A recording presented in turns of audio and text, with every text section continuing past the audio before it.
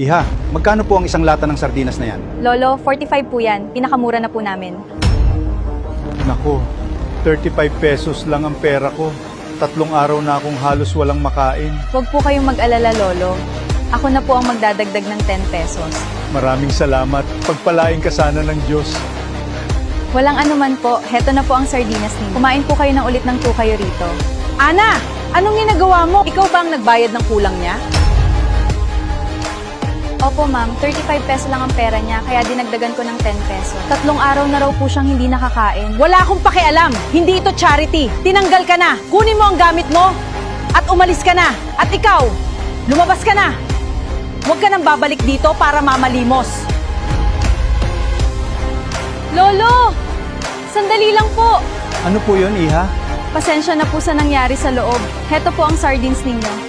Iha, nawalan ka pa ng trabaho dahil sa akin. Hindi po ninyo kasalanan. Ang mahalaga, may makakain na po kayo. Maraming salamat. Hindi ko makakalimutan ang kabutihan mo. Sige po, Lolo! Sige, mag-ingat ka. Nanay, nandito na po ako. Kumusta ang araw mo, anak? Pasensya na po, Nanay. Tinanggal po ako sa trabaho. Tinulungan ko kasi ang isang gutom na matanda. Kaya wala na rin po akong pambili ng gamot ninyo. Huwag kang malungkot, anak. Mas mahalaga ang kabutihan.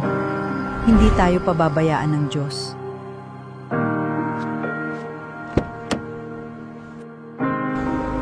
Kayo po? Kayo ang matanda sa supermarket? Bakit po kayo nandito? Oo, ako nga. Pero hindi ako mahirap. Ako ang may-ari ng supermarket na yon. Sinubukan ko ang mga empleyado ko. Ikaw lang ang may malasakit. Simula ngayon, manager ka na. Salamat po! Mabibili ko na ang gamot ni Nanay. Ikaw na may mabuting puso, hindi mo iscroll ang video na ito. Ang bawat taong magbibigay ng amen ngayon ay makakakita ng pagbabago sa kanilang buhay. Ang kahirapan ay magiging patotoo. Ang pagdurusa ay magiging pagpapala. Ang sakit ay magiging kagalakan. Ang kaguluhan ay magiging kapayapaan. Dahil ikaw ay mabuti, dalisay at nagtitiwala sa Panginoon. Tsak na dodoblehin ng Panginoon ang kanyang pagpapala sa iyo. Kung nagtitiwala ka sa Diyos, magbigay ka ng amen!